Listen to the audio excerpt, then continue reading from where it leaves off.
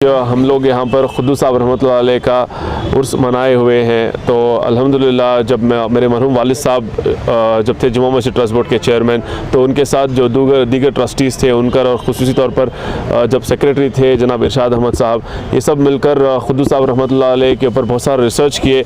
Research करने के बाद अल्हम्दुलिल्लाह हमारी तरफ से हमारे सपोर्ट से एक खुद्दू साहब रहमतुल्लाह अलैह की सवाने हयात पे किताब बनी। कई जगह से इनके आर्काइव्स निकाले गए, नॉर्थ इंडिया से लेकर साउथ इंडिया तब सब जगहों से, तो तकरीबन वहाँ पे निकाल कर इनके जितने फतवे थे यहाँ के टर्किश गवर्नमेंट से इनके पास आके रेफरेंस करके इनसे डिस्कशन करके फतवे ले जाते थे।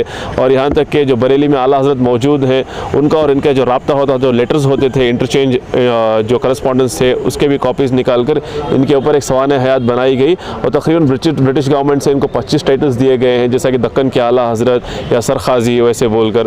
तो एक बुज़ुर्ग शख्सियत जब इनके सामने आए तो अल्हम्दुलिल्लाह हम लोग तमाम लोग वालिद साहब सब जब थे तो हमारे दूसरे हजरात, बुज़ुर्ग हजरात, तमाम बेंगलुरु के जितने भी खानखा हैं, सब लोग जुड़कर एक मशवरा कर इनका सुंदल और उर्स करना शुरू किए। तो अल्हम्दुलिल्लाह पहले 7 साल पहले हम लोग शुरू किए थे और अल्हम्दुलिल्लाह आज भी इस साल भी हम लोग कर हैं, तो तकरीबन 7 साल से कर रहे हैं। तो हमारी खुशकिस्मती है कि हमें ये उर्स और सुंदल करने का शर्फ हासिल हुआ है। चंद अहम खिदमात बताइए जो हज़रत खुद्दू साहब की रही कौम के तयन या मुल्क के तयन।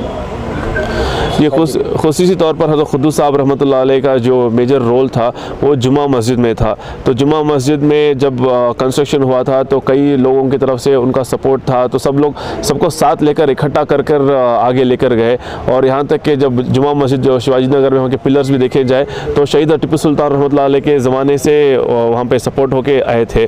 और यहाँ तक कि ये भी है कि ब्रिटिश गवर्नमेंट इनके पास कई बार दीनी मसले मसाइल पे इनके पास करस्पॉन्डेंस करती थी। वो दस्तावेज़ के साथ हम लोगों को किताब में 7 साल पहले ही दे चुके हैं। और यहाँ तक कि जब ये खुद्दू साहब का ख़बरस्तान है, जब ब्रिटिश गवर्नमेंट इनको अलॉट की गई तो इनकी ज़ाती जगह तो नहीं है, लेकिन जब इनको दी गई तो उसका केयर टेक कर और गवर्नमेंट से मिलकर ब्रिटिश गवर्नमेंट से अल्हम्दुलिल्लाह ये ख़बरस्तान पूरा आज़ाद किया है। यहाँ पे ये पूरी ख़बरस्तान और ये जो दरगाह है जी, कुल कितनी ज़मीन है जो उन्होंने वक्फ़ की है कौम के लिए?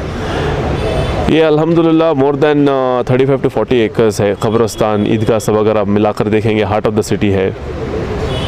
तो ये बुज़ुर्ग की जानिब से मिल्लत के लिए वक्फ की गई है जी, उनकी तरफ से अलॉट हुई थी ब्रिटिश गवर्नमेंट की तरफ से उनको, तो उसके बाद उन्होंने कंटिन्यू ऐसे ही किया है उसमें जी। 7 साल पहले हम लोग पहल कर हैं, क्योंकि बहुत सारा रिसर्च के साथ कई उलमा के साथ, कई मुफ्तियों के साथ मिलकर ये किताब बनाई गई उनके सवाने हयात पर। ये फ़िलहाल इंग्लिश उर्दू लैंग्वेज में है, तो हमारी कोशिश ये भी रहेगी कि उसको कन्नड़ा और इंग्लिश में भी करें और आम करें इस किताब को, सो पीपल नो व्हाट उनका सर्विसेज क्या है टुवर्ड्स द कम्युनिटी। शुक्रिया। ये सुंदल हमें जमी जमाल फ़क़रा कराम तमाम सिलसिले के तमाम मशाइखीन मिलकर ये काम कर रहे हैं। इसके अंदर अनवर शरीफ साहब जब हयात थे तो उस वक्त पर पूरे मिलकर हमें एक तय करे कि सुंदल करना, तो उस दिन से अल्हम्दुलिल्लाह उस साल से 7 साल से बड़ी जमी जमाला को जमा कर बड़े पैमाने पर ये काम करते हुए आ रहे हैं हमें पूरे जमी जमाला फ़क़रा कराम रहमतुल्लाह अलैह की मिल्कियत है।